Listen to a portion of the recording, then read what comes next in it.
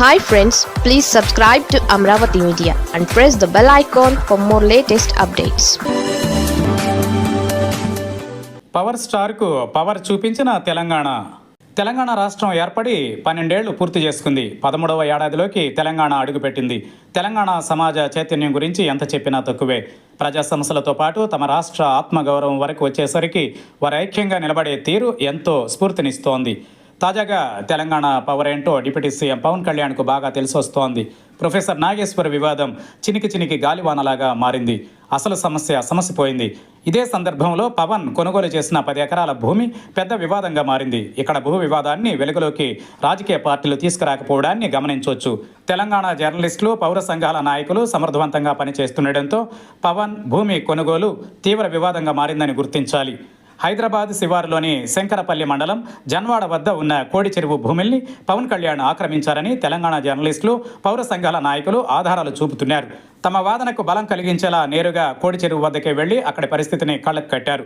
పవన్ కొనుగోలు చేసిన 10 ఎకరాల భూమి విలువ 500 కోట్లు అంటున్నారు.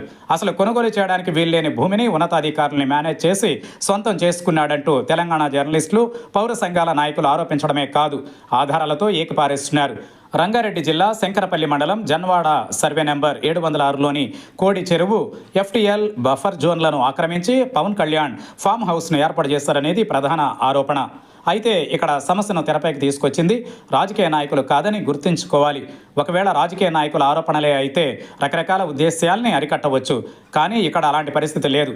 వ్యక్తిగతంగా, రాజకీయంగా పవన్ కళ్యాణ్తో ఎలాంటి పేచీ లేని సామాజికవేత్తలు, బాధ్యతాయుత జర్నలిస్టులే కనిపిస్తున్నారు.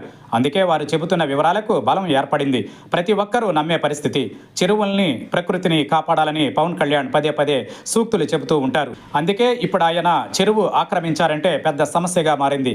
ఈ వివాదంపై తెలంగాణ రెవెన్యూ, నీటిపారుదల శాఖ అధికారులు నోరు మెదపడం లేదు. పవన్ కళ్యాణ్ లాంటి పొలిటికల్, సినీ సెలబ్రిటీని శక్తివంతమైన తెలంగాణ సమాజం ఏ రకంగా నిలదీస్తుందో అర్థం చేసుకోవచ్చు. చెరువులో 10 ఎకరాలను పవన్ ఆక్రమించారంటే అక్కడి రాజకీయ నాయకులు ఎవరూ కాదని చెప్పడానికి సాహసించడం లేదు. తమ రాష్ట్ర భూముల్ని, చెరువుల్ని ఆక్రమించడానికి పవన్ కళ్యాణ్ ఎవరని తెలంగాణ పౌర సమాజం నిలదీస్తూ ఉంటే వారికి బలమైన మద్దతు లభిస్తోంది. తెలంగాణ పవర్ ఏంటో తాజాగా పవన్ అనుభవంలోకి వచ్చి ఉంటుంది.